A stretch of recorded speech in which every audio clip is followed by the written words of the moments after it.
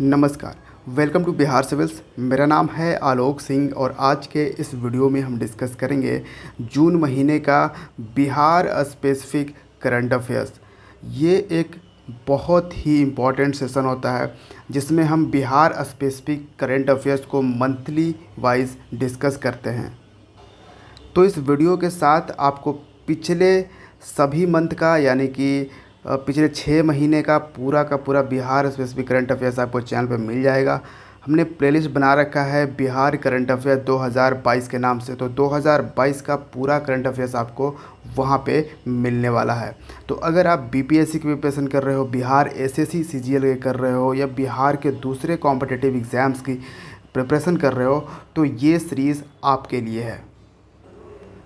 और अगर आपने अभी तक बिहार सिविल्स को सब्सक्राइब नहीं किया है तो ज़रूर कीजिए, क्योंकि यहाँ पे आपको सिर्फ बिहार स्पेसिफिक ही नहीं बल्कि नेशनल और इंटरनेशनल करंट भी मैं आपको प्रोवाइड करता हूँ।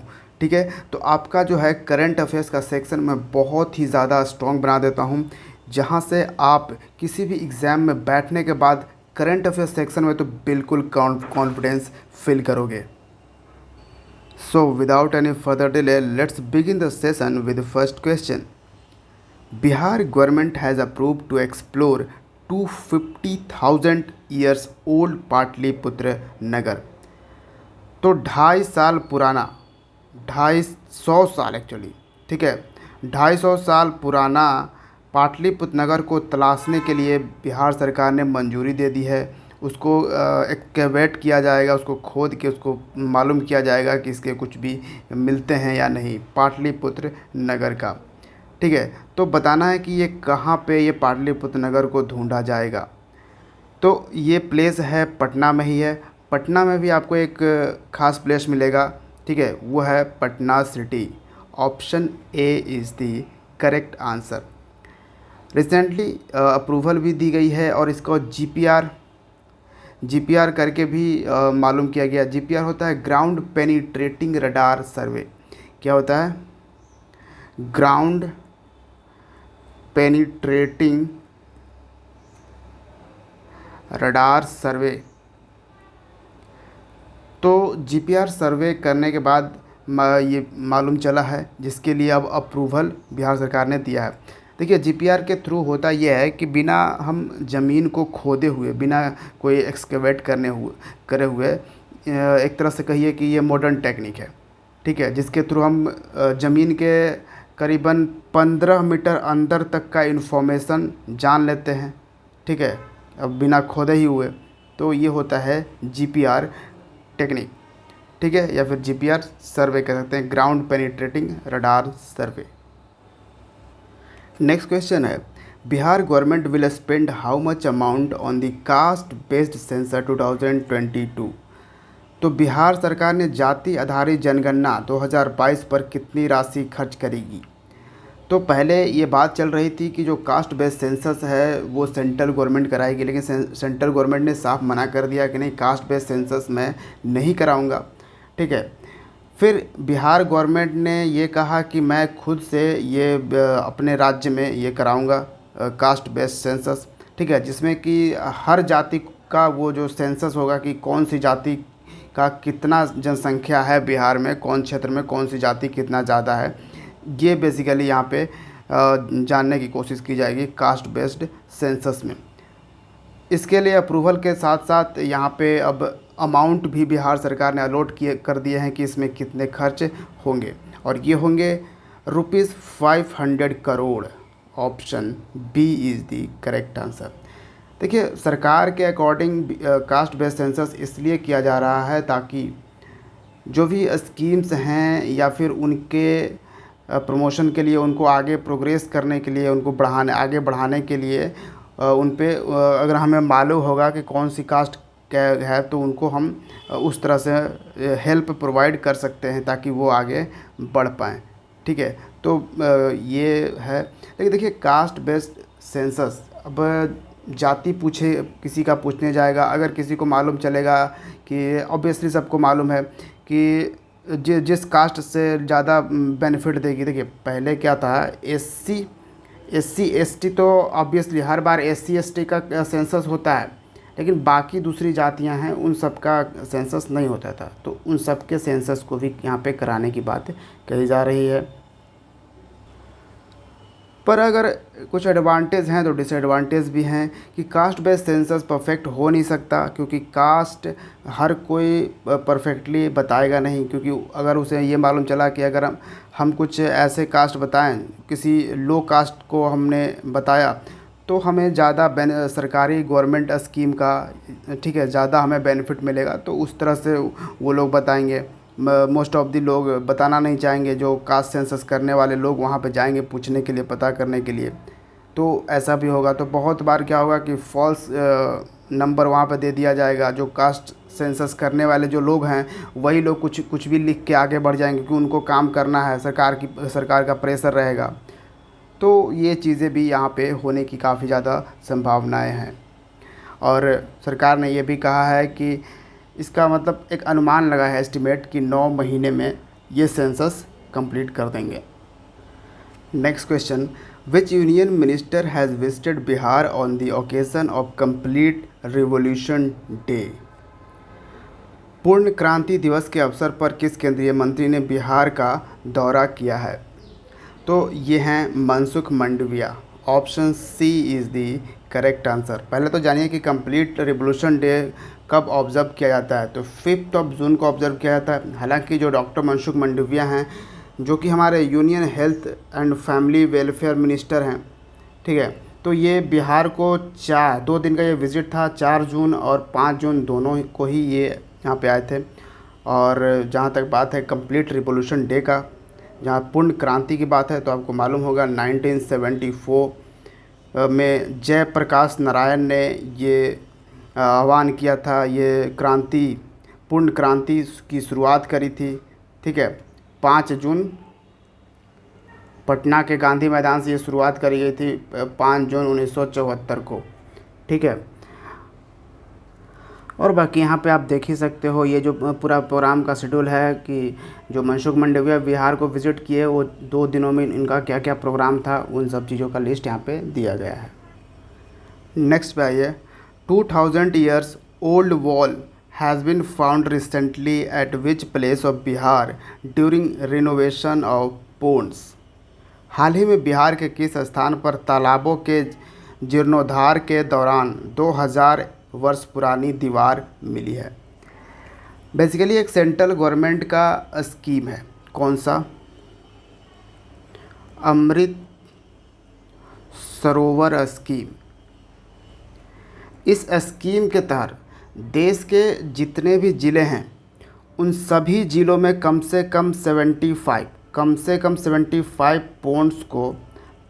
पोन्ड्स हो, तालाब हो, ठीक है, इन सब को क्या करना है, रिनोवेट करना है। अगर वो सूखी पड़ी है तो उनमें पानी लाना है, अगर उसमें कोई कचरा वगैरह सब कुछ भर गया है तो उसको क्लीन करना है, ठीक है। बेसिकली उन पोन्ड्स को रिनोवेट करना है। तो हर ज़िले का ये एक लिमिट लेकर चलना है कि 75 पोन्ड तो हम साफ़ करेंगे ही, उसको क्लियर करेंगे ही, ठीक है। क्योंकि पोन्ड्स बहुत ही ज़्यादा इम्पॉर्टेंट है। आप देखते हो गर्मियों में बिल्कुल पानी का जो लेवल है, ग्राउंड वाटर लेवल, वो बिल्कुल नीचे चला जाता है। तो उस स्थिति में पोन्ड्स, रिवर्स वगैरह ही काम करते हैं, ठीक है। इसलिए ये बहुत ही ज़रूरी है।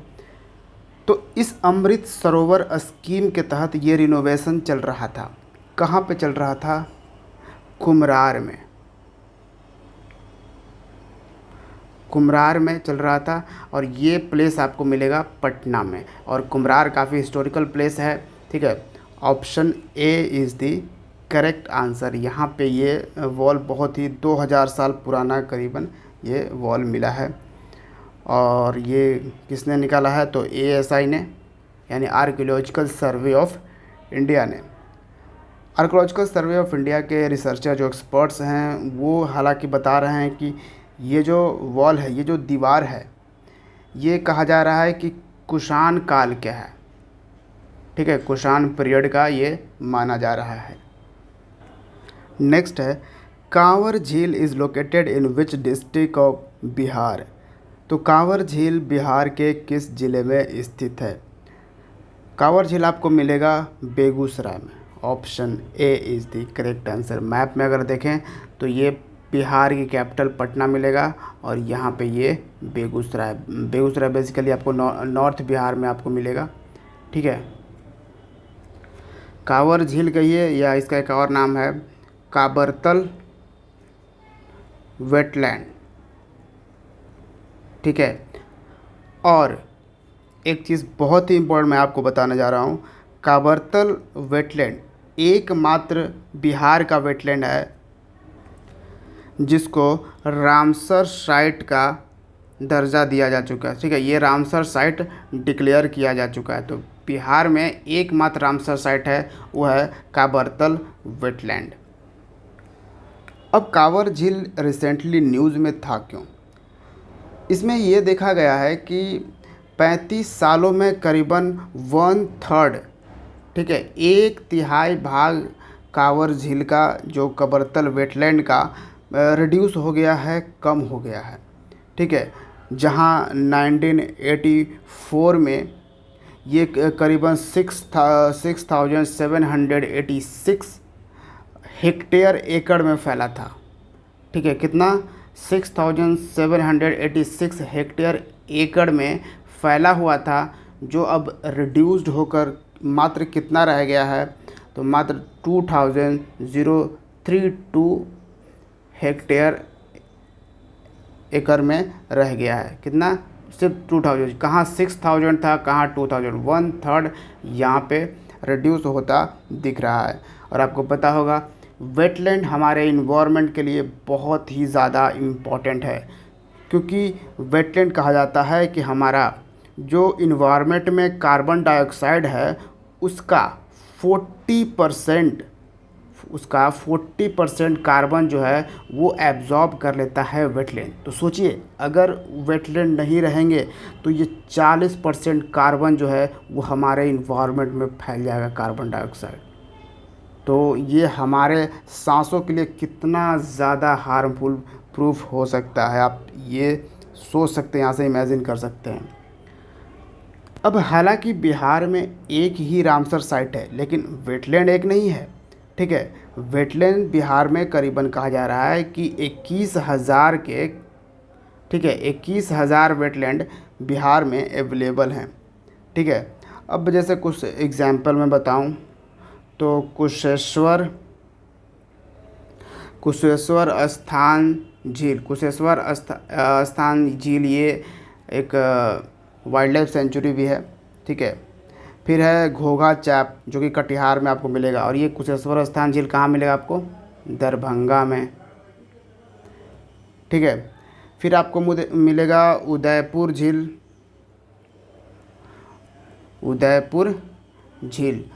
झील आपको वेस्ट चंपारण में मिलेगा। भूसरा मान मिलेगा जो भी मुजफ्फरपुर में आपको मिलेगा। ब्रह्मपुरा मान मुजफ्फरपुर में ही है ये भी। ठीक है, तो इस तरह से जैसे सिमरी खख्तियारपुर झील है, वो कहाँ पर मिलेगा? सहरसा में मिलेगा। तो इस तरह से करीबन 21,000 ऐसे वेटलैंड बिहार में अभी फ़िलहाल अवेलेबल हैं।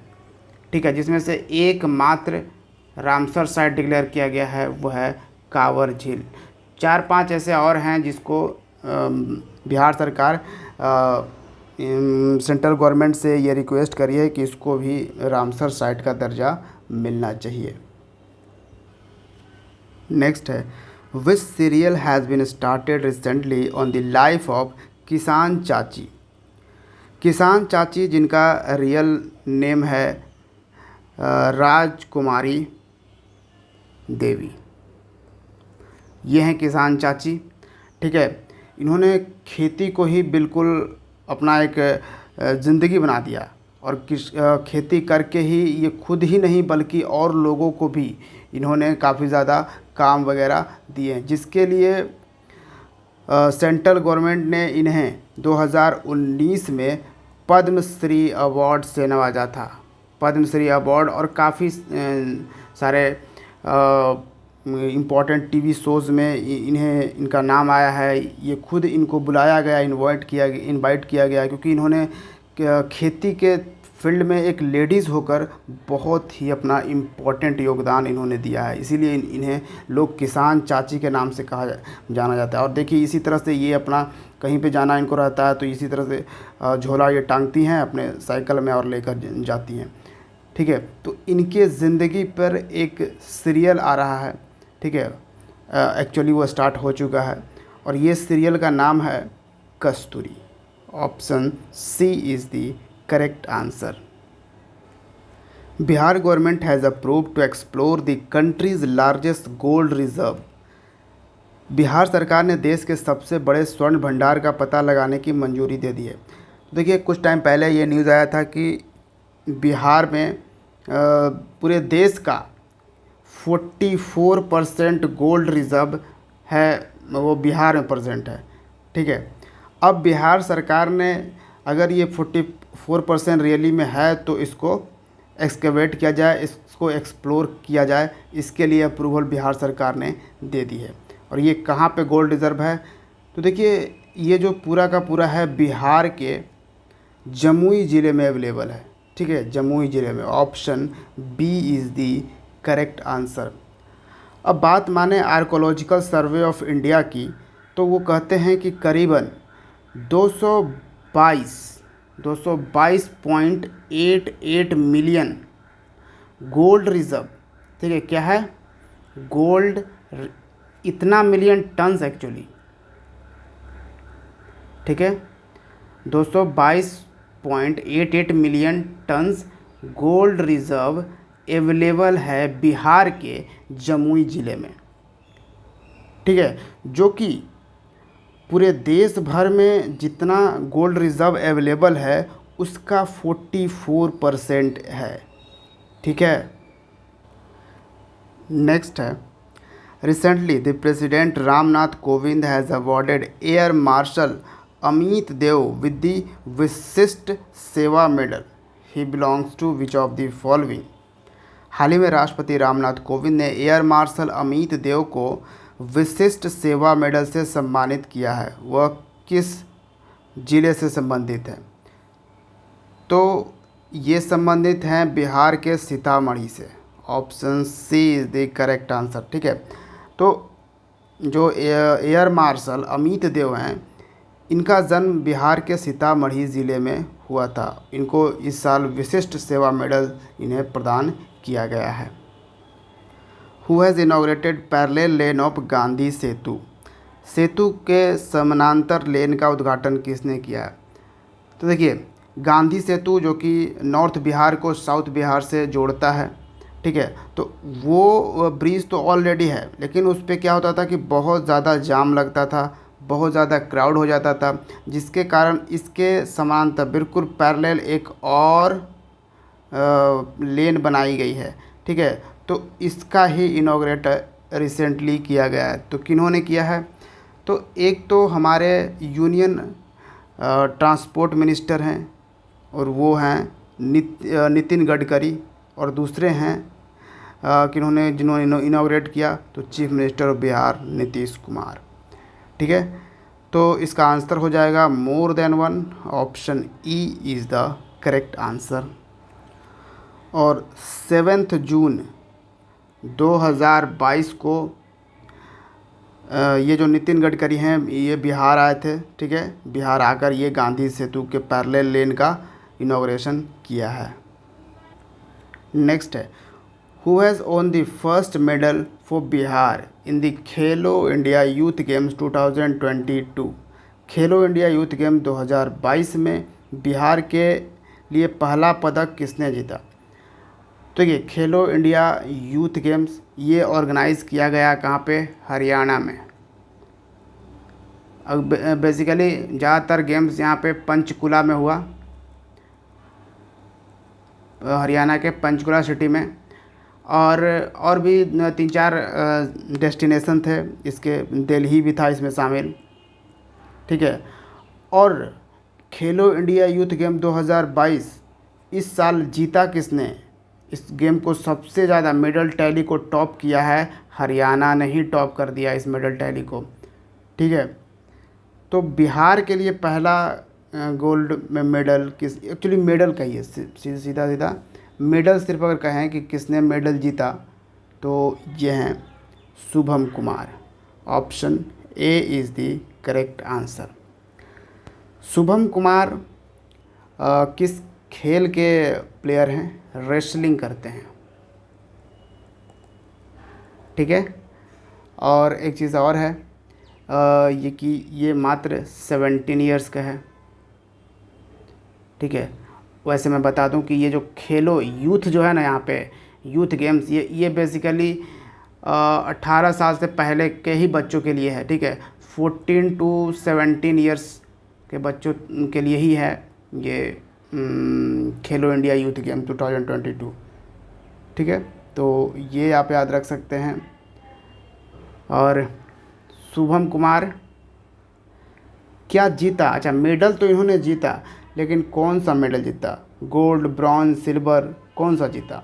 तो इन्होंने जीता ब्रॉन्ज, ठीक है, याद रखिएगा। और इन्होंने झारखंड के प्लेयर को, झारखंड के रेसलर को हराया था। कहाँ से बिलोंग करते हैं? बिहार में कहाँ से बिलोंग करते हैं शुभम कुमार? कैमूर से।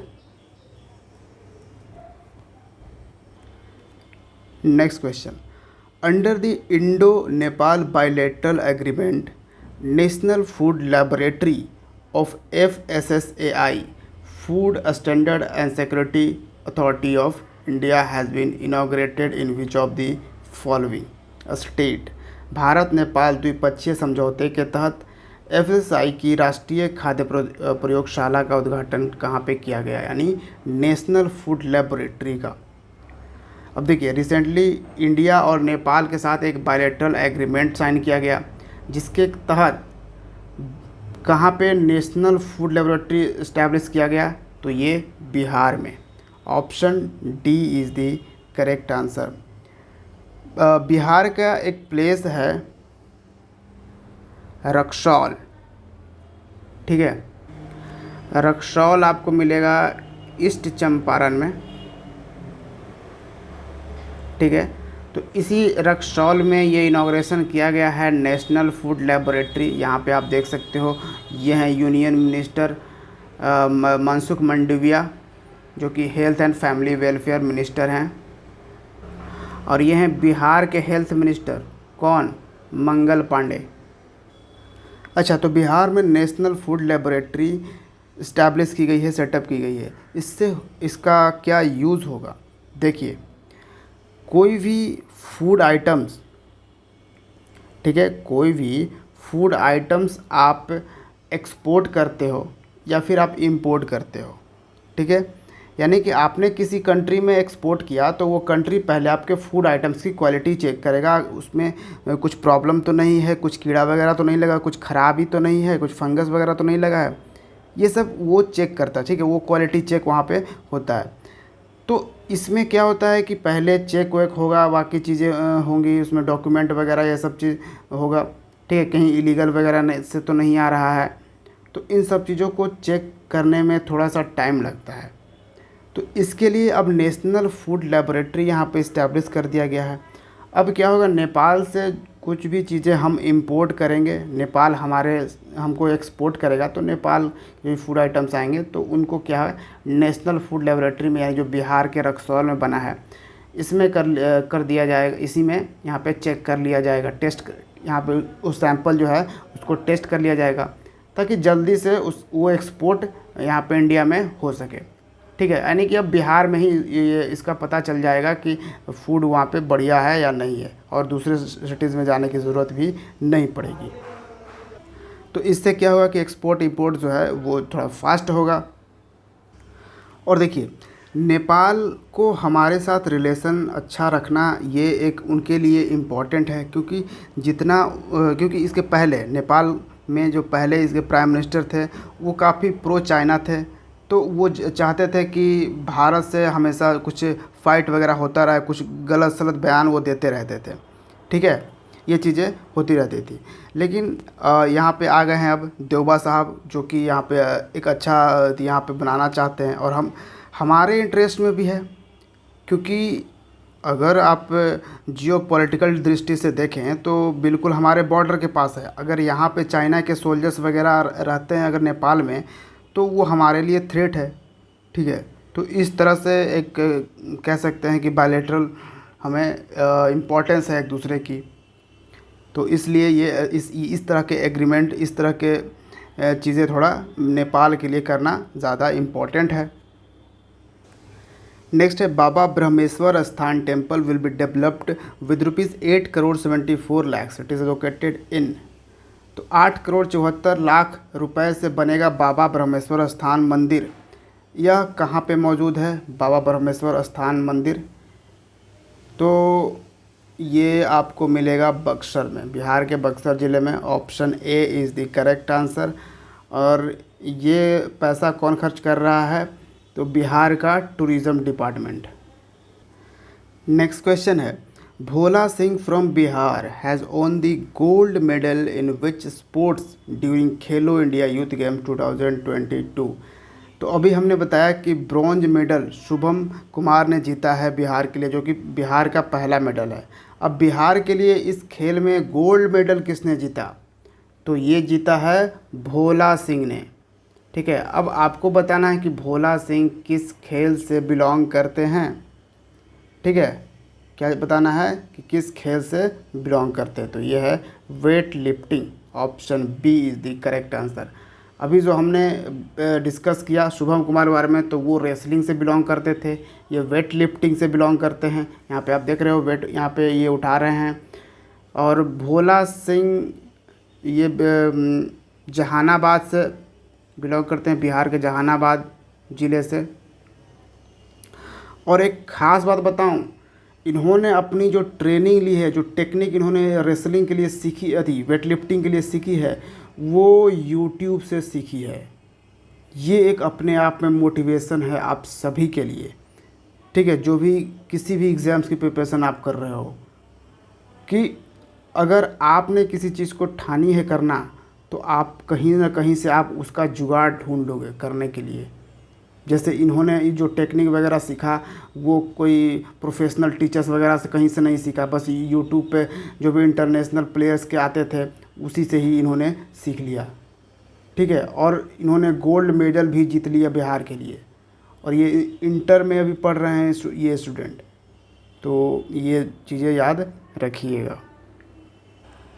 नेक्स्ट क्वेश्चन है The 14th President Ramnath Kovind has also served as the Governor of Bihar during which of the following year? 14वें राष्ट्रपति रामनाथ कोविंद ने बिहार के राज्यपाल के रूप में भी कार्य किया है। कब से कब तक इन्होंने बिहार के राज्यपाल के रूप में काम किया? तो देखिए, ये टॉपिक्स न्यूज में क्यों था? क्योंकि रिसेंटली राष्ट्रपति का इलेक्शन होने वाला है। ठीक है, ये अगर मैं सही हूँ तो ये 18 जुलाई को कंडक्ट किया जाएगा। क्योंकि रामनाथ कोविंद का जो है कार्यकाल है वो 24 जुलाई को ख़त्म हो रहा है। 24 जुलाई 2022 को इनका कार्यकाल ख़त्म हो रहा है।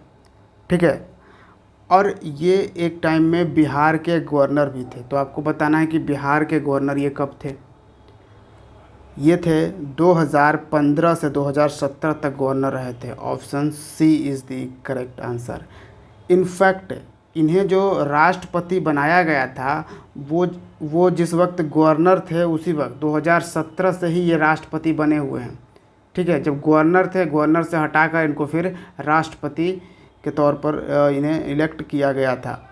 तो ये भी याद रखिएगा। और राष्ट्रपति का इलेक्शन होता है, अपॉइंटमेंट नहीं होता है। वर्ड पे भी थोड़ा सा ध्यान रखना होगा। अच्छा, ये हमारे बिहार के 26 गवर्नर थे।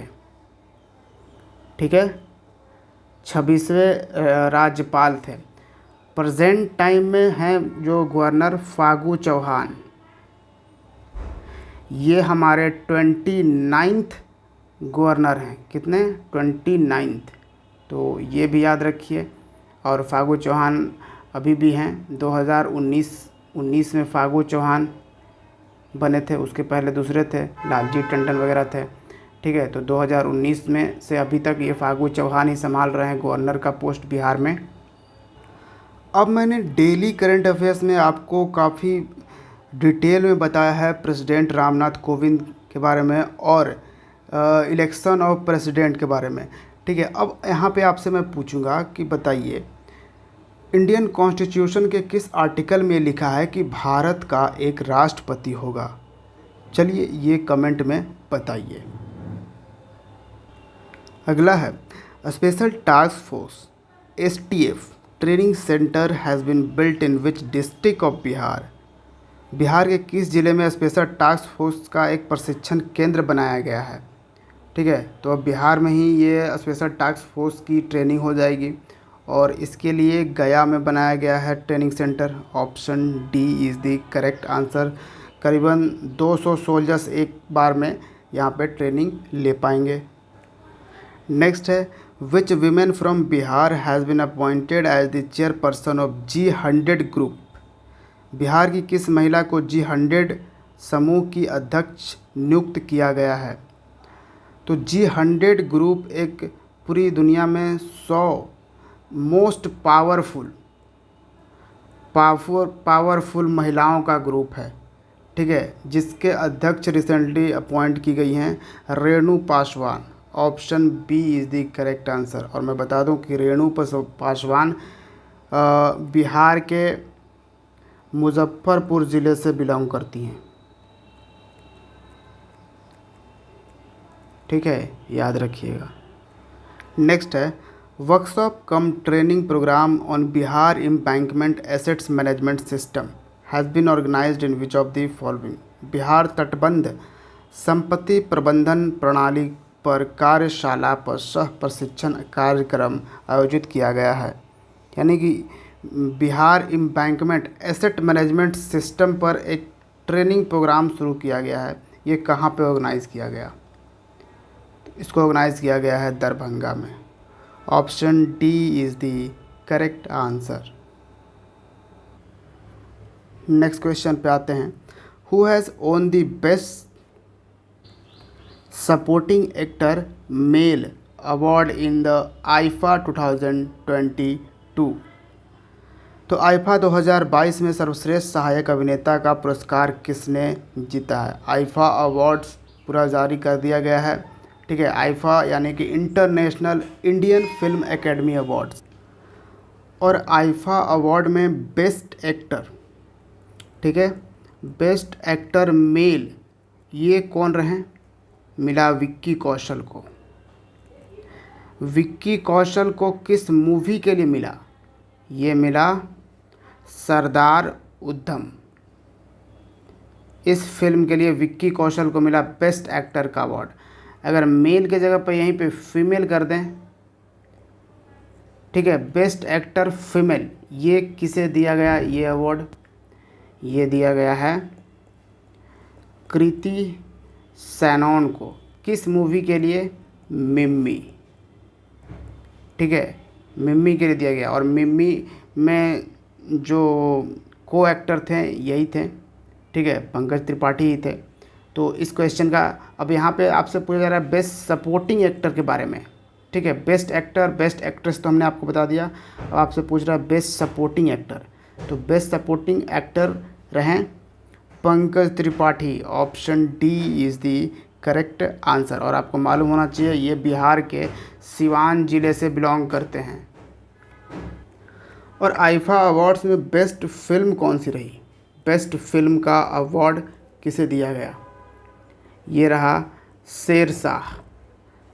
शेरशाह कैप्टन बत्रा पे ये मूवी है, ठीक है। कैप्टन बत्रा ये हीरो हैं कारगिल युद्ध के, तो उन पे बेस्ड है शेरशाह मूवी, ठीक है। तो इस मूवी को दिया गया बेस्ट फिल्म अवार्ड। और ये जो बेस्ट सपोर्टिंग एक्टर का अवार्ड दिया गया है पंकज त्रिपाठी को, ये किस मूवी के लिए। तो एक मूवी थी लूडो, ठीक है, इसी के लिए इन्हें दिया गया है। और बेस्ट ओरिजिनल स्टोरी भी दिए लूडो के लिए ही दिया गया है अनुराग बासु को। अनुराग बासु को दिया गया है बेस्ट ओरिजिनल स्टोरी के लिए लूडो को दिया गया है। नेक्स्ट क्वेश्चन है, Dungeshwari hill is located in which district of Bihar. तो डुंगेश्वरी हिल्स बिहार के किस ज़िले में है? तो डुंगेश्वरी पहाड़ी आपको मिलेगा गया ज़िले में।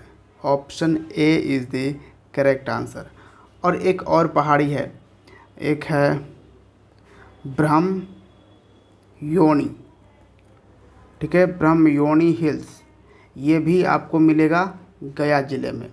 और ये मैं क्यों बता रहा हूँ, क्योंकि रिसेंटली जो रोपवे होता है, ठीक है, रोपवे बनाना है डुंगेश्वरी हिल्स पे, ठीक है, जिसके लिए बिहार सरकार ने 16.176 करोड़ रुपए अप्रूव किए हैं। और ब्रह्मयोनी हिल्स पे रोपवे बनाने के लिए रुपीज़ 8.76 करोड़ रुपए अप्रूव किए हैं, ठीक है।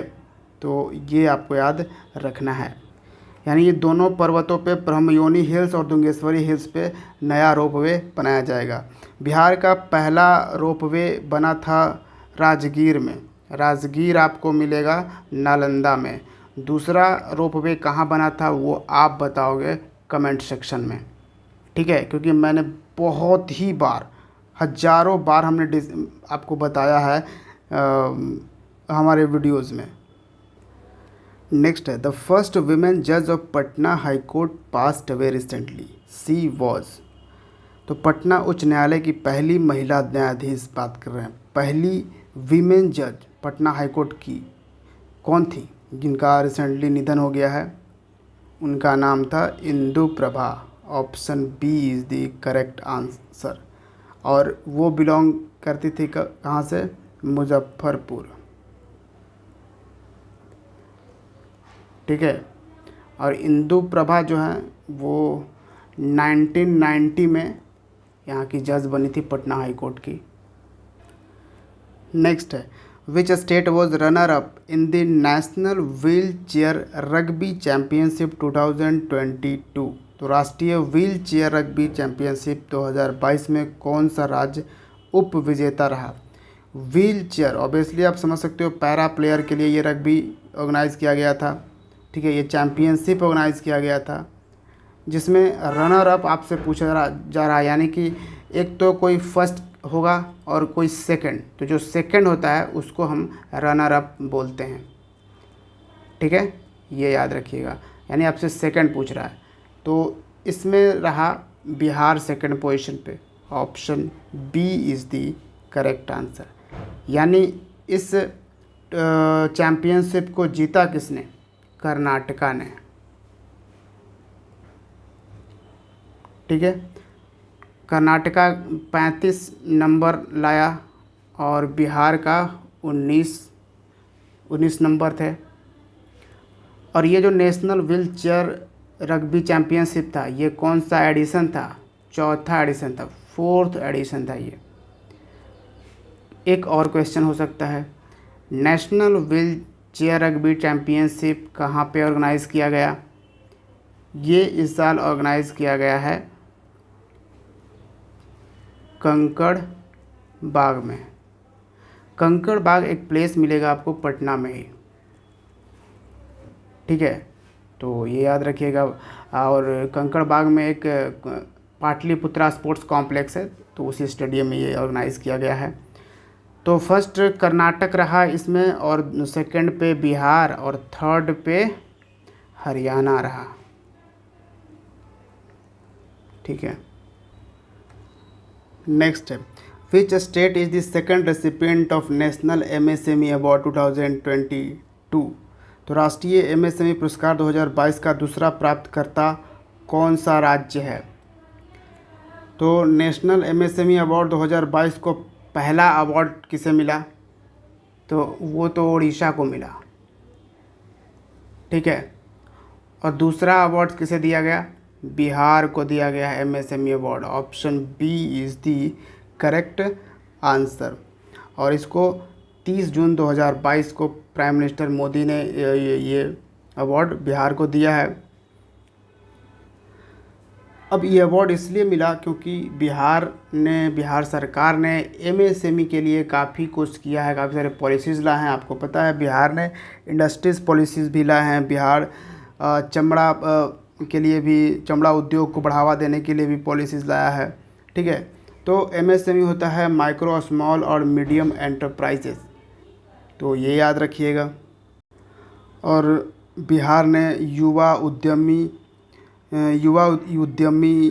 पॉलिसी लाई थी। ठीक है, बिहार ने युवा उद्यमी महिला उद्यमी पॉलिसी भी लाई थी। ठीक है, जिसके तहत बिहार सरकार काफ़ी सारे सब्सिडी प्रोवाइड कर रही थी। तो इन सब चीज़ों को जो बिहार सरकार एक प्लेटफॉर्म तैयार कर रही है बिज़नेस करने के लिए, लोगों को कंपनी इस्टेब्लिश करने की जो प्लेटफॉर्म प्रदान कर रही है एमएसएमई वाले लोगों के लिए। ठीक है, जो माइक्रो स्मॉल या फिर मीडियम एंटरप्राइजेस के फील्ड में आते हैं उनके लिए, तो इसके लिए ही ये अवार्ड बिहार को दिया गया है। नेक्स्ट है, which act has been amended to bring Bihar Chhua control amendment act 2022। तो बिहार छुआ नियंत्रण संशोधन अधिनियम 2022 लाने के लिए किस अधिनियम में संशोधन किया गया है? तो हमने अमेंड किया है 1947 का ये Bihar Chhua act. Option C is the correct answer. अब देखिए 1947 के थ्रू क्या होता था कि जो छुआ होता था इसका प्राइस जो है वो बिहार सरकार डिसाइड करती थी कि कितने प्राइस में आपको ये सेल करना है, बेचना है। लेकिन अब क्या है कि जो शुगर मिल्स के मालिक होंगे या और जो बायर होंगे वो दोनों आपस में मिलकर ही इस प्राइस को डिसाइड करेंगे कि कितने में छुआ बेचना है, क्या करना है। ठीक है, अब छुआ देखिए, जैसे अब जो ईख होता है ना, शुगर केन, ईख को पेरने के बाद वहाँ पे कुछ वेस्ट चीज़, मतलब इसमें से जब गुड़ चीनी वगैरह निकाला बनाया जाता है तो वेस्ट प्रोडक्ट्स एक आता है, वो उसका भी काफ़ी ज़्यादा इम्पोर्टेंस है। ठीक है, तो उसी के लिए एक वेस्ट कह सकते हैं, लेकिन बेसिकली उसका कोई दूसरा नाम नहीं है। छुआ से ही आपको समझना पड़ेगा, यहाँ पे छुआ ही इसको बोलते हैं। लोकल ही लैंग्वेज यूज़ करते हैं तो इसका इंग्लिश भी नहीं होता है। ठीक है, तो उसके लिए है। तो ये अब क्या है कि अब जो शुगर मिल के मालिक होंगे वो डिसाइड करेंगे कि छुआ की क्या प्राइस रखी जाए। ये लाया गया है बिहार छुआ अमेंडमेंट एक्ट 2022 के तहत। नेक्स्ट है कि एज पर research of Chicago university the average age of which district of Bihar has been decreasing the most. Chicago विश्वविद्यालय के शोध के अनुसार बिहार के किस जिले की औसत आयु सबसे ज़्यादा घट रही है? तो पहली बात तो शिकागो यूनिवर्सिटी के इस रिसर्च में ये मालूम चला कि अगर किसी राज्य का जो एवरेज एज है सबसे ज़्यादा घट रहा है तो वो बिहार का घट रहा है। ठीक है, और बिहार में अगर ये देखा जाए कि किस ज़िले का सबसे ज़्यादा घट रहा है तो वो कौन सा ज़िला है? Siwan. Option D is the correct answer. Siwan में करीबन 6.2 ईयर्स एज जो है घट गए हैं। ठीक है, तो ये याद रखना है। यहीं पे अगर पटना की बात करें तो पटना में 4 पॉइंट यानी 4 साल 9 महीना यहाँ पे घट गया है एज। किशनगंज में सबसे कम घटा है। बिहार का किशनगंज ही वो ज़िला है जहाँ पे सिर्फ 2 साल 1 महीने एज घटा है। ठीक है, एज घटने की हम सिर्फ बात कर रहे हैं। पूरे बिहार का ओवरऑल एवरेज एज कहें तो ये जो है करीबन 2.1 हुआ करता था, जिससे कि घट के ये कितना घटा है यहाँ पे, और 6 साल करीबन घट गया, 6.5 ईयर्स घट गया है। यानी कि ये कब से लिमिट हम अगर लेके चले तो 1998 टू 2020 का ये डेटा है। 2099 से 2020 तक में ये रिसर्च जब शिकागो यूनिवर्सिटी ने किया तो ये देखा कि बिहार में 6.5 साल जो एज है, एक एवरेज एज लोगों का होना चाहिए, वो घट गया है। ठीक है, इस यानी कि 6.5 साल पहले ही अब लोग मर जा रहे हैं बिहार में। तो ये चीज़ें यहाँ पे कही गई है। और ये सब बताया जा रहा है किस कारण? Due to air pollution. ये जो रिसर्च किया गया है एयर पॉल्यूशन पे किया गया है, एयर पॉल्यूशन के कारण ये एज लिमिट यहाँ पे घट रहा है बिहार का। नेक्स्ट है, Anju Kumari of which district of Bihar has got two gold medals in the national open masters athletics championship. तो national open masters athletic championship में किस बिहार की अंजू कुमारी ने 2 स्वर्ण पदक जीते हैं? तो अंजू कुमारी ने ये 2 गोल्ड मेडल जीते हैं। और अंजू कुमारी बिहार के किस ज़िले से बिलोंग करती है? ये आपसे सवाल है। अंजू कुमारी बिहार के आरा सिटी से बिलोंग करती हैं। Option D is the correct answer. और आरा आपको मिलेगा भोजपुर ज़िले में। ठीक है, तो ये चीज़ें याद रखिएगा। और ये जो 2 गोल्ड मेडल जीती हैं ये 100 मीटर के रेस में और दूसरा 200 मीटर के रेस में ये गोल्ड मेडल अंजू कुमारी ने जीता है। ये national open masters athletic championship organise किया गया था वडोदरा में। वडोदरा आपको मिलेगा गुजरात में। ठीक है, किसने ऑर्गेनाइज़ कराया था? तो एथलेटिक फेडरेशन ऑफ इंडिया ने, AFI ने, एथलेटिक्स फेडरेशन ऑफ इंडिया।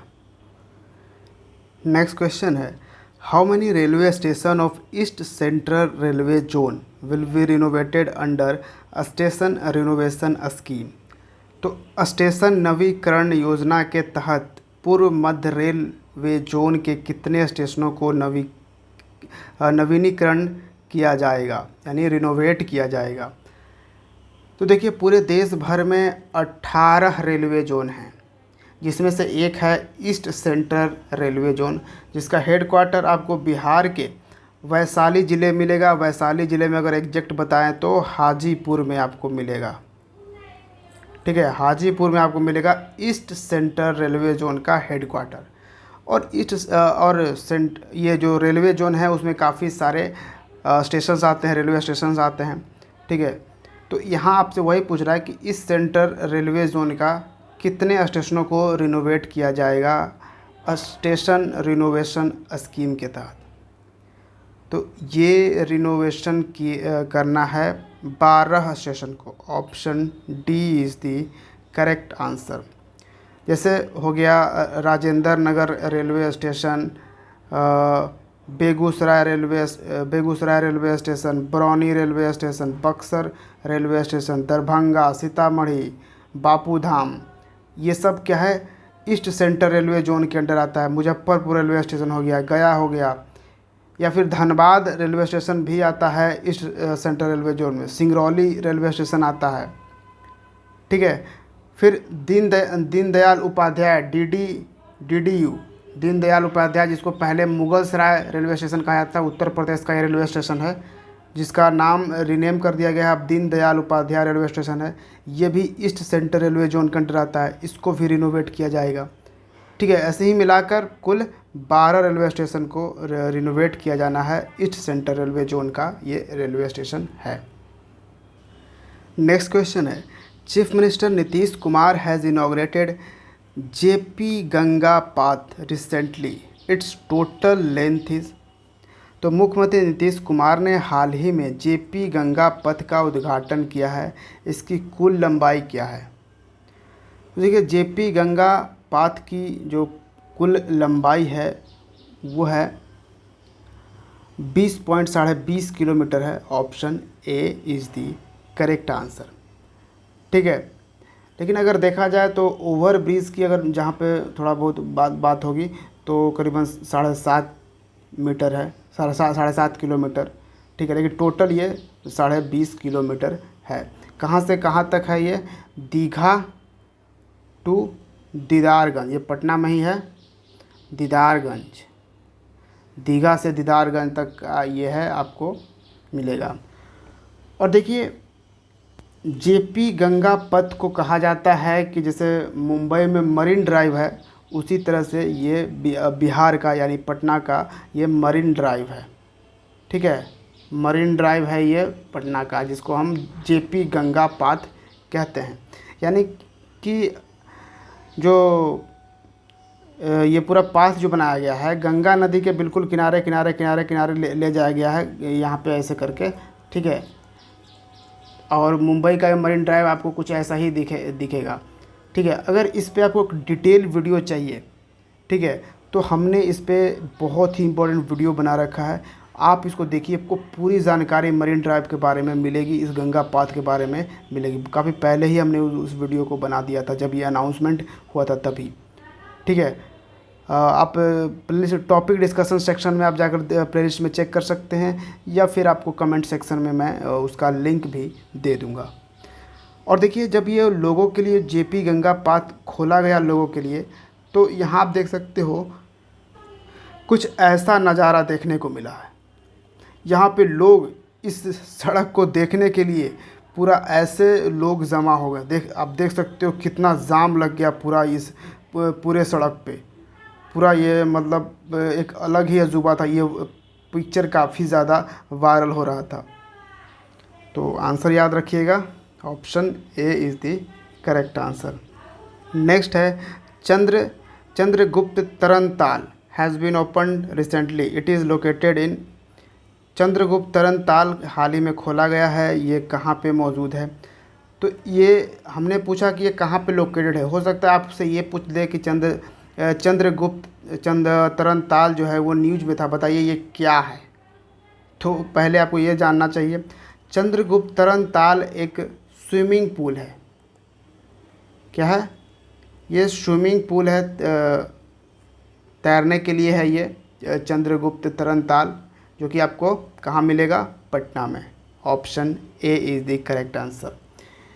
इसको पिछले 3 सालों से बंद रखा गया था, बंद था। अब इसको रिनोवेट करने के बाद एक लंबे अंतराल के बाद फिर से ओपन किया गया है। और चंद्रगुप्त तरनताल में करते क्या हैं लोग? तो यहाँ पे बेसिकली लोग स्विमिंग के ट्रेनिंग लेते हैं। एक मिनिमम चार्ज जो होता है, मिनिमम फ़ीस होता है, वो देना होता है, और वो वहाँ पे ट्रेनिंग करते हैं। वहाँ पे ट्रेनर भी मौजूद रहते हैं स्विमिंग पूल के लिए। ठीक है, स्विमिंग सिखाने के लिए। तो ये है चंद्रगुप्त तरनताल। नेक्स्ट है, हु रिसीव्ड द जन कवि नागार्जुन स्मृति सम्मान। तो जन कवि नागार्जुन स्मृति सम्मान किसे मिला है? तो ये दिया गया है doctor Taranand Viyogi. Option B is the correct answer. Doctor Taranand Viyogi को दिया गया जन कवि नागार्जुन स्मृति सम्मान। और डॉक्टर तारानंद जो हैं, तारानंद वियोगी, ये मैथिली कवि हैं, मैथिली लैंग्वेज के ये कवि हैं, पोएट हैं, Maithili poet. So next and आखिरी सवाल of the session, Patna Mahavir cancer Sansthan and which university will jointly research on the increasing impact of cancer in the country। Patna Mahavir cancer संस्थान और कौन सा विश्वविद्यालय देश में कैंसर के बढ़ते प्रभाव को संयुक्त रूप से शोध करेगा? तो पटना महावीर कैंसर संस्थान किसके साथ, किस यूनिवर्सिटी के साथ मिलकर ये रिसर्च करने वाला है? Tokyo university. Option C is the correct answer.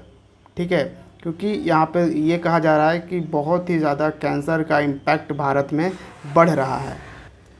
और टोक्यो यूनिवर्सिटी कहाँ है? जैसा कि आपको टोक्यो से समझ में आ रहा होगा, टोक्यो जो शहर है कहाँ पे है? जापान में। तो ये जापान में यूनिवर्सिटी एग्जिस्ट करता है।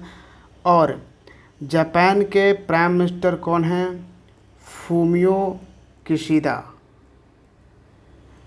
और जो क्वाड ग्रुप है, क्वाड ग्रुप जिसमें 4 कंट्रीज़, इम्पोर्टेंट कंट्रीज शामिल हैं, जिसमें जापान, ऑस्ट्रेलिया, यूएस और इंडिया शामिल है। ये 4 लोगों का ग्रुप है, 4 कंट्रीज़ का ग्रुप है क्वाड। तो ये याद रखिएगा।